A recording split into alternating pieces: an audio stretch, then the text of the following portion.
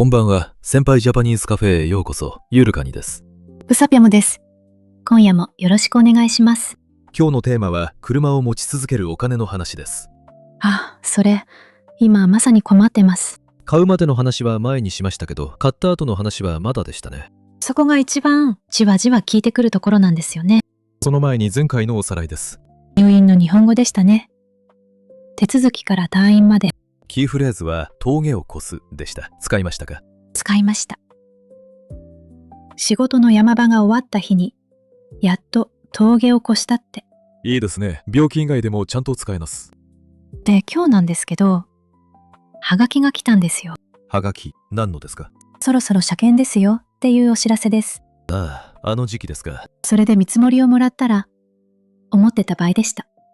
みんな一度は通る道です。でも中身がわからないんです。紙は1枚もらったけど、項目が多くて。そこなんですよ。金額そのものより内訳が読めないのが辛い。内訳。はい、合計を細かく分けたもの、今日の一番大事な言葉かもしれません。車を持ってない人には関係ない話ですか？いえ、出てくる言葉がどれも生活の他の場面で聞きます。例えば、見積もり、内訳、負担、加入、引っ越しでも保険でも工事でも同じです。それなら聞きたいです。では、その紙を一緒に読んでいきましょう。まず、車検って何年に1回か知ってますか2年に1回ですよね。はい、ただし、新車で買った1台目だけは3年です。最初だけ長いんですか？そうです。新車は当分は壊れにくいという前提です。軽自動車も同じですか？同じです。最初が3年、あとはずっと2年ごと。中古で買った場合は、残りを引き継ぎます。だから買うとき、満了時を必ず見てください。満了日。期限が終わる日のことです。車検証に書いてあります。安い中古だと思ったら、車検が切れる直前だったとかありそうですね。よくあります。だから車検が2年ついて安いが本当のお買い得です。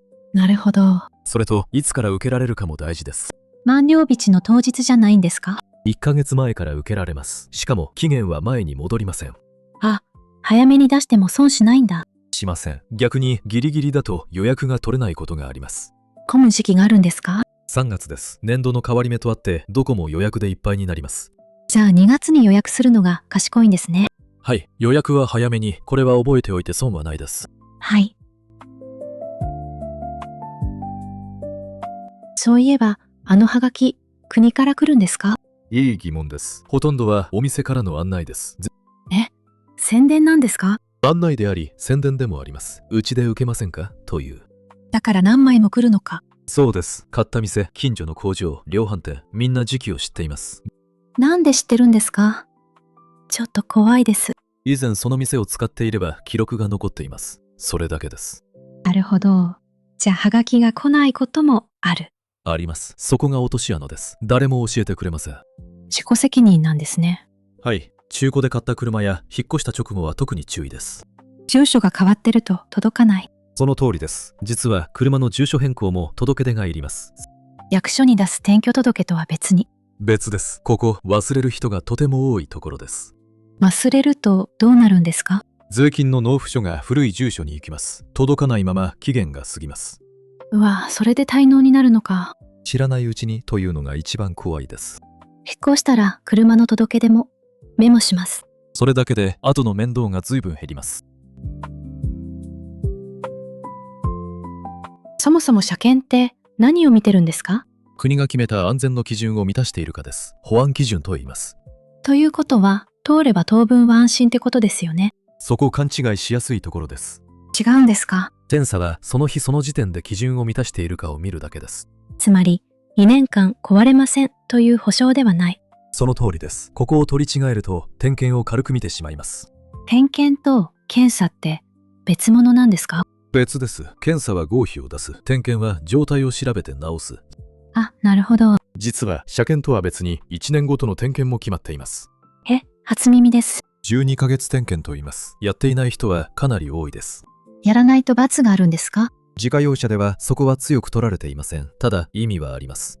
どんな意味ですか？ 2年に1度しか見ないと悪くなった部品が一気に出てきます。それで見積もりが3倍になるのか。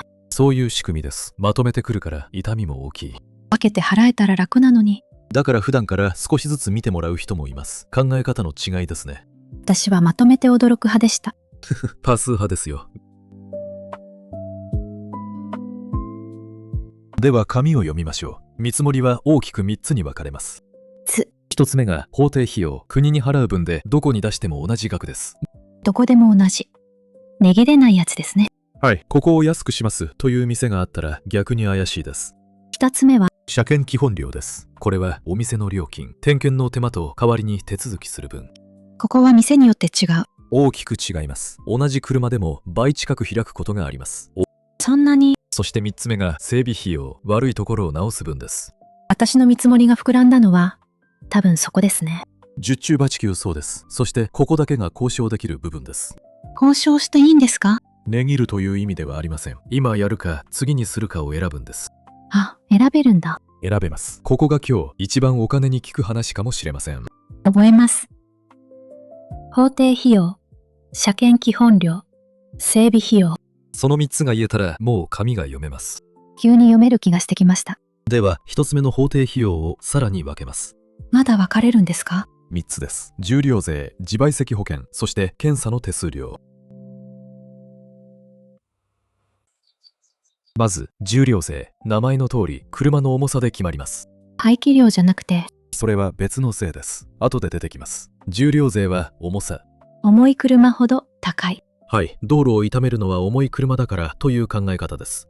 軽自動車は安いんですか？はっきり安いです。重さに関係なく定額で普通車のだいたい4分の1。4分の1。大きいですね。それとこの税には年数で上がる仕組みがあります。古いと高くなるんですか？13年を過ぎると上がって18年でもう一段上がります。長く大事に乗ってる人ほど損じゃないですか？そう感じますよね。建前は古い車は排気ガスが多いからです。建前。表向きの理由ですね。本音では買い替えてほしいのもあります。正直ですね。逆に燃費のいい車は安くなる仕組みもあります。それがエコカー減税ですか？はい。基準は数年ごとに厳しくなるので、去年の話が今年は違います。じゃあ、自分の車がいくらかはどこでわかりますか？国の紹介サービスがあります。車検証の番号を入れると出ます。見積もりが正しいか自分で確かめられるんですね。できます。法定費用は答えが一つですから確かめる価値があります。やってみます。次が自賠責保険。全部の車に義務付けられている保険です。入らないと乗れないんですか？乗れません。切れたまま走るとそれだけで重い罰になります。任意保険とは別ですよね。別です。自賠責は最低限人への賠償だけ、物は入っていません。相手の車を壊しても出ないんですか？出ません。そこは後半でしっかりやります。大事なところです。はい。そしてこの保険料が今年の11月から上がります。そうなんですか。13年ぶりの値上げです。2年分でだいたい1000円くらい。1000円なら思ったよりは。はい。ただ判断の元になるのは契約が始まる日です。手続きした日じゃなくて。そう、ここ間違いやすいです。見積もりの日付を見てください。わかりました。3つ目は手数料でしたね。検査を受けるための手数料です。印紙を買って貼ります。印紙。役所でよく見るやつですね。同じです。金額は数千円で3つの中では一番小さいです。これも上がったんですか？上がりました。今年の4月からです。300円ほどですけど。地味にいろいろ上がってますね。そうなんです。この1年は車のお金がよく動いた年でした。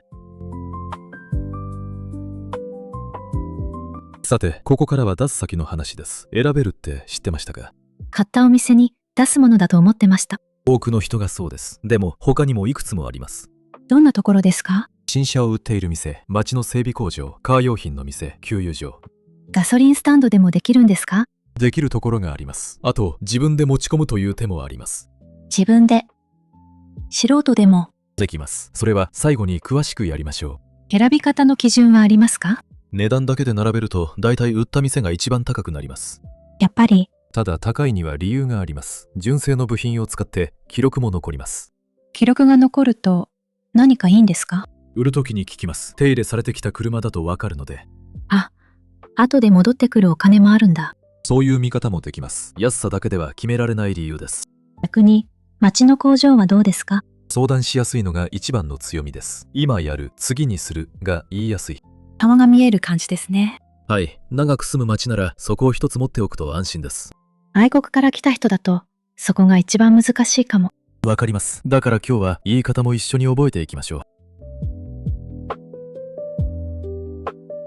そういえば、指定工場って看板を見たことがあります。いい着眼点です。工場には2つの種類があります。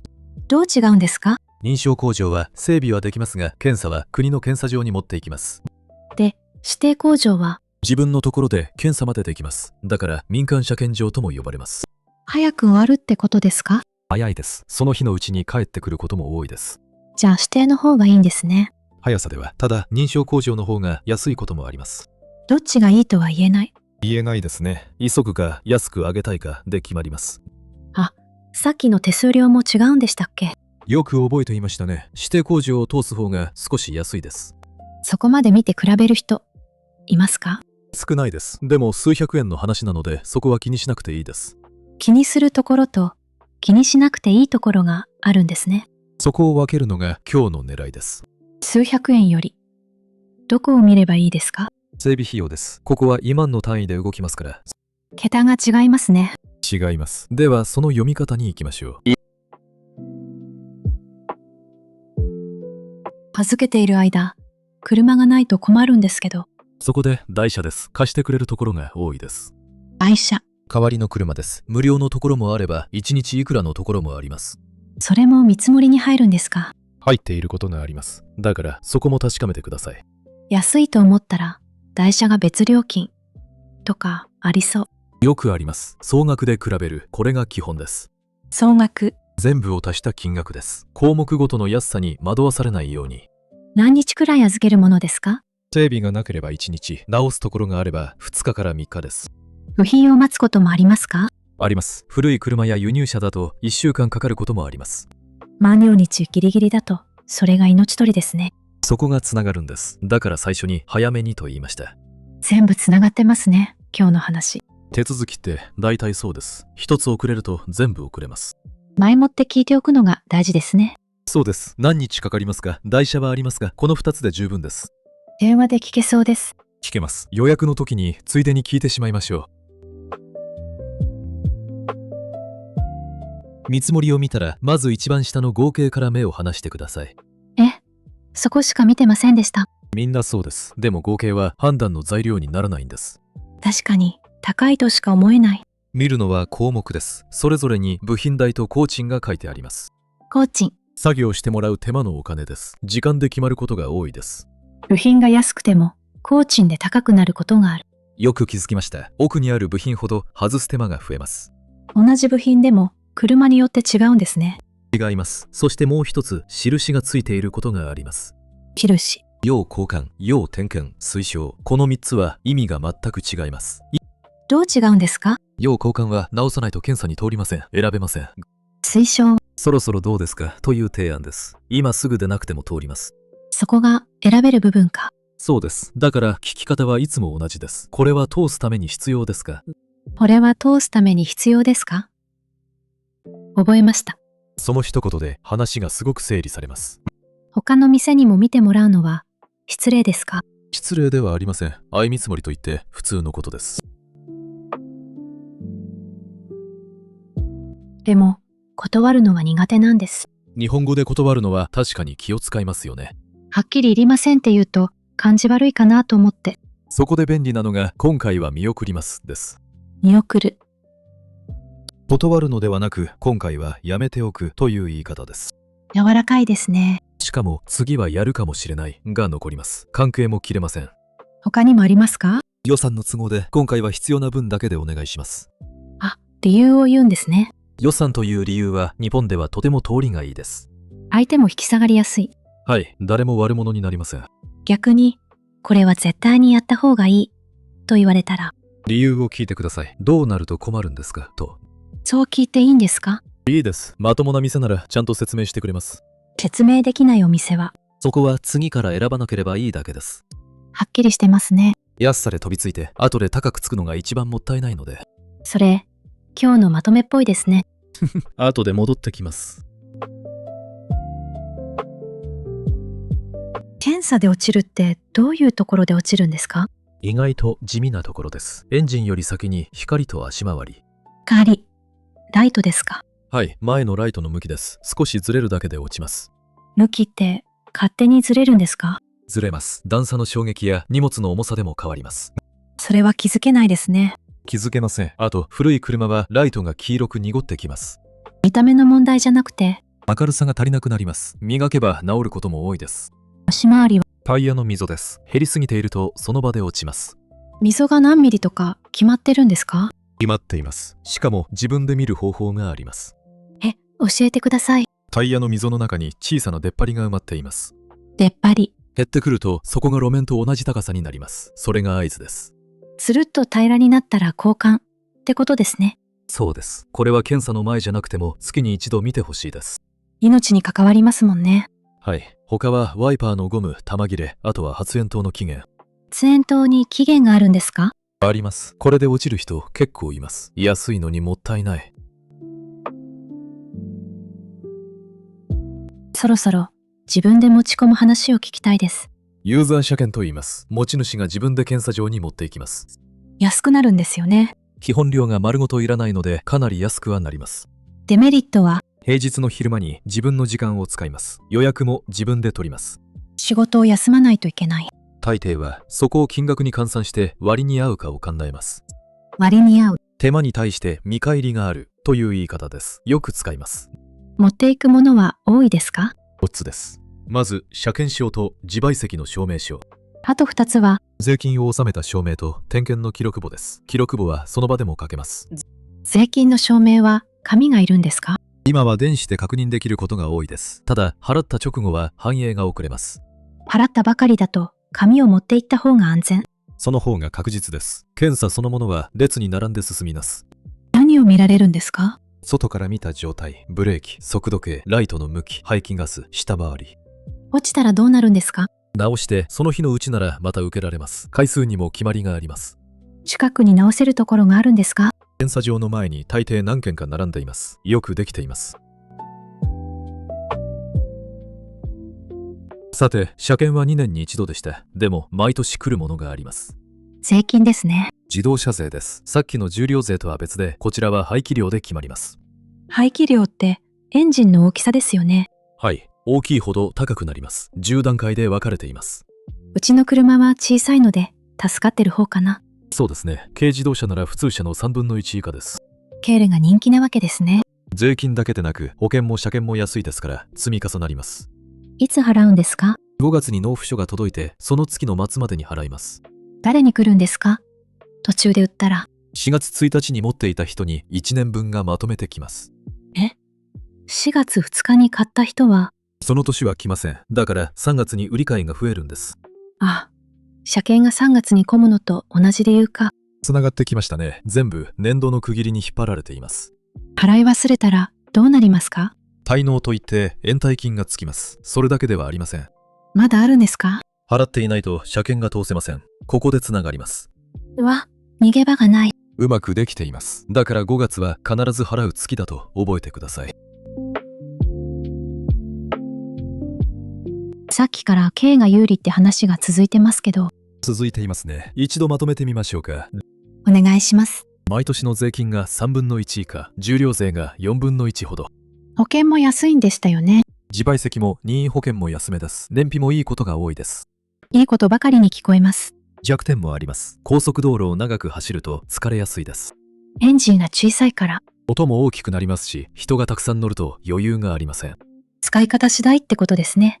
そうです。街の中心なら軽、長い距離なら普通車が目安です。見分け方ってありますか？ナンバープレートの色です。黄色い板なら軽自動車です。あの黄色にそういう意味があったんだ。白は普通車、緑は営業用です。見ているだけでわかります。タクシーが緑なのはそういうことか。お客さんを乗せてお金をもらう車という印です。街の見え方が変わりますね。言葉を知ると景色が読めるようになります。それ、この番組の醍醐味ですね。うまくまとめましたね。さっき13年で重量税が上がるって言ってましたよね。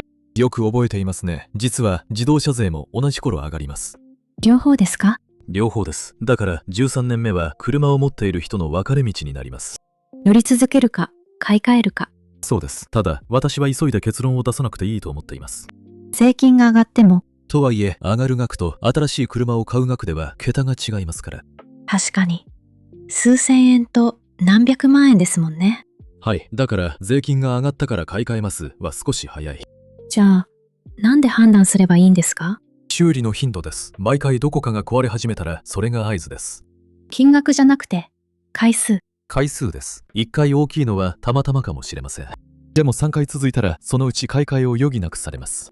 続くようなら、次を考える。その考え方ならまず失敗しません。せかされることもありそうですけど、ありますね。その時は一度持ち帰りますと言えば十分です。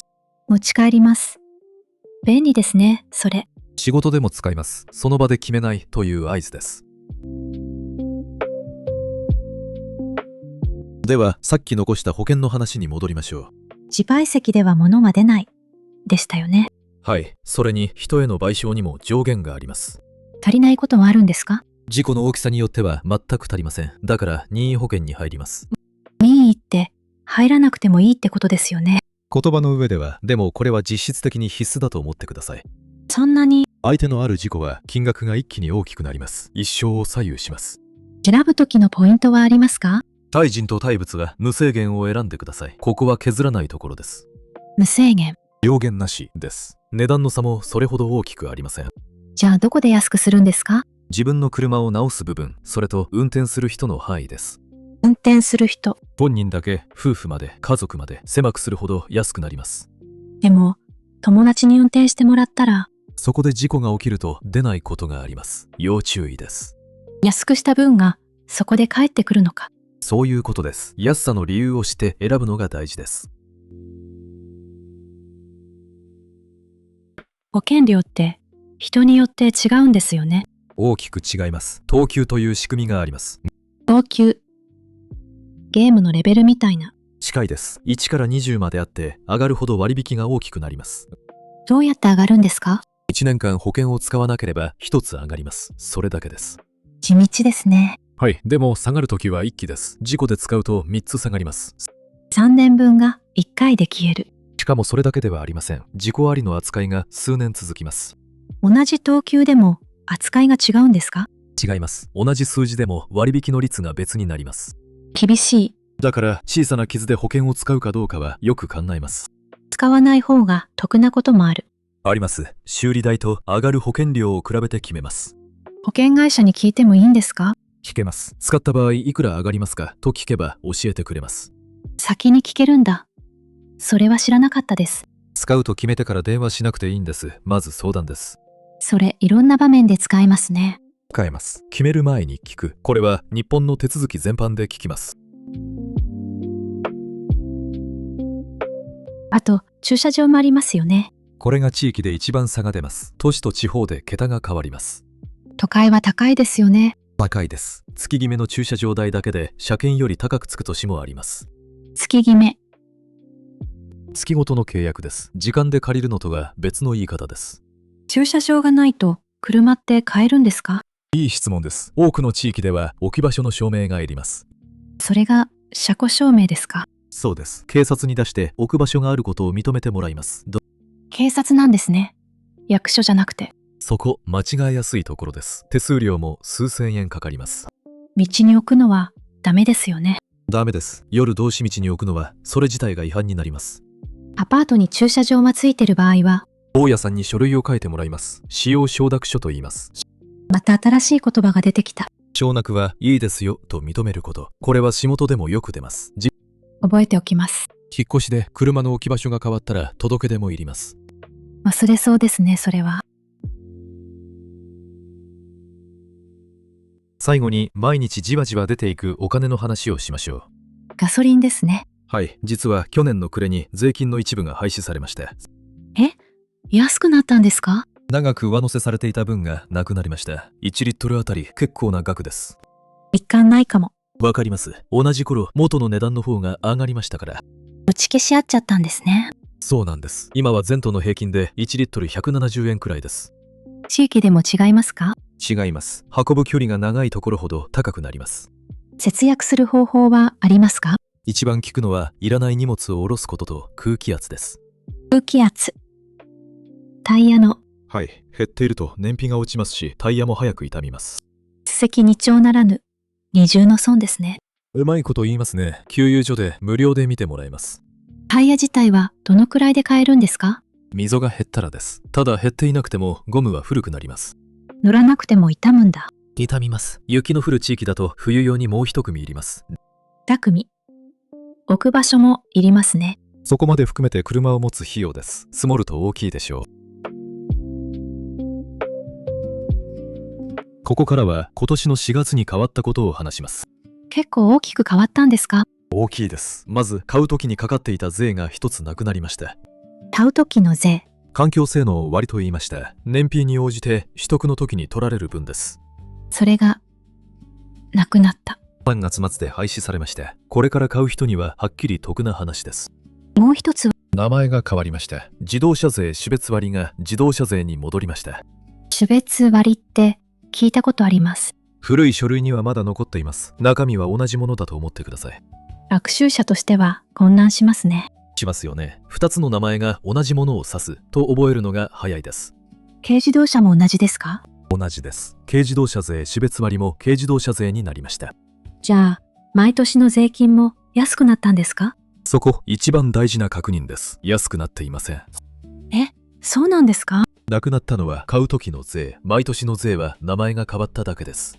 そこ混ざりそうですね。混ざります。だから買う時の税と持っている間の税を分けて考える。買う時、持っている間。わかりました。その2つで整理すればニュースを聞いても混乱しません。もしうっかり車検を切らしたらどうなりますか？止めてある分には罰はありません。あ、置いてあるだけなら大丈夫なんですね。はい、問題はその状態で道を走ることです。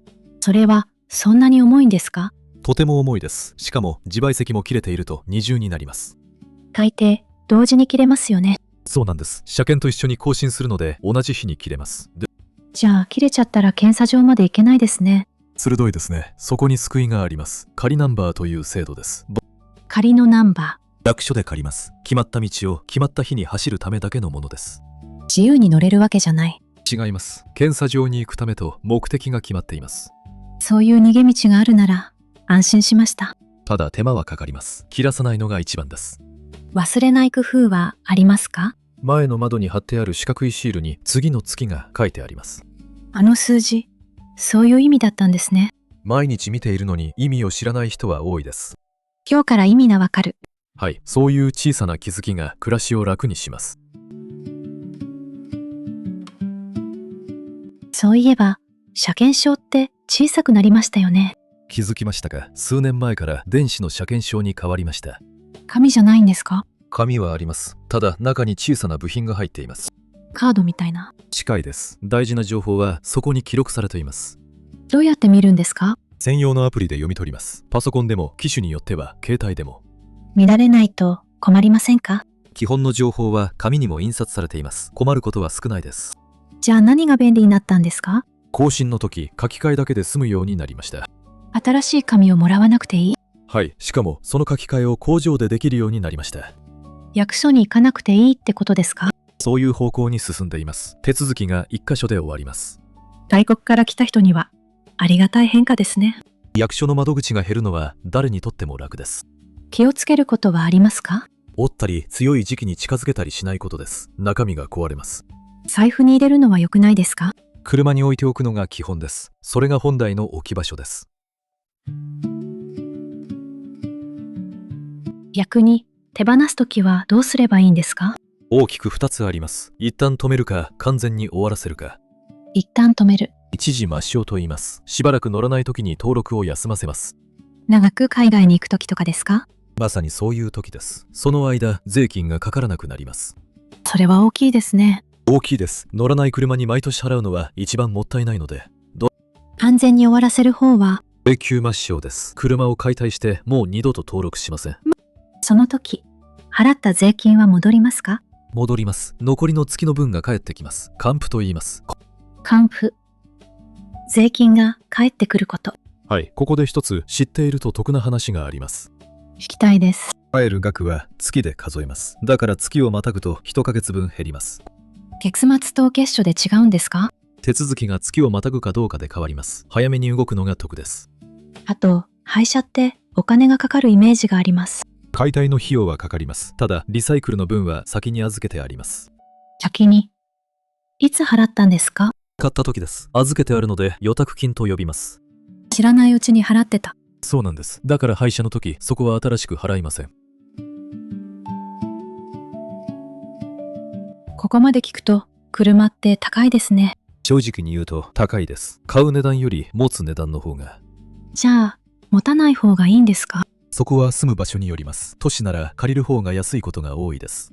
電車がありますもんね。はい、逆に地方では車がないと生活が成り立たない地域もあります。買い物にも行けない。病院にも行けません。だから高いから持たないでは済みません。生活の道具ってことですね。そうです。だからいるかいらないかではなく、いくらかを知る。全部足すとどのくらいになるんでしょう？車と地域でかなり違いますが、数月あたりで考えるのが分かりやすいです。月当たり。車検を24で割って、税金を12で割って、駐車場と燃料を足す。そうすると家賃みたいに見えますね。その感覚が正しいです。車は毎月の固定費だと思ってください。固定費。毎月必ず出ていくお金です。家賃や通信費と同じ仲間です。そう考えると月に何回乗るかが大事になりますね。そこです。週に一度なら借りた方が安いかもしれません。毎日乗るなら持った方がいい。はい、数えてから決める。それだけで迷いがなくなります。では、今日の言葉を整理してみましょうか。お願いします。さっき安さで飛びつくと後で高くつくという話をしました。しました。断り方のところで、それを一言で表すのが安物買いの銭失いです。安物買いの銭失い。安いものを買って結局お金を失うこと。銭は昔のお金の言い方です。もう一度言ってもらえますか？安物買いの銭失い、安さだけで選ぶと結局損をするという意味です。車以外でも使えますか？変えます。3つ例を出しますね。はい。1つ目、安い靴を買ったら半年で壊れた。まさに安物買いの銭失いです。それ経験あります。2つ目、値段だけで引っ越し業者を選んで荷物が傷ついた。これも聞く話ですね。3つ目、保険を安くしすぎていざという時出なかった。今日の話そのものですね。はい。ただ高いものを選べという意味ではありません。そうなんですか。安さの理由を知らずに選ぶなという意味です。理由がわかれば安くていい。あ、それなら納得です。だから今日は内訳を読む練習をしたんです。では声に出してみましょう。3つ数えたら一緒に。はい。3、2、1。安物買いの銭失い。いいですね。もう一つ今日の実用の一言も。これは通すために必要ですか？それが言えたらもう大丈夫です。今日は車を持ち続けるお金の話をしました。見積もりが読めるようになった気がします。3つに分ける。それだけで随分違って見えます。車を持っていない人にも使える言葉が多かったです。内訳、見送る、割に合う、固定費、どれも生活で聞きます。今日から使ってみます。精度の細かい数字はの年ごとに動きます。最後は窓口で確かめてください。言葉を知っていれば聞けますもんね。それが一番の節約かもしれません。今日はここまで。また次回お会いしましょう。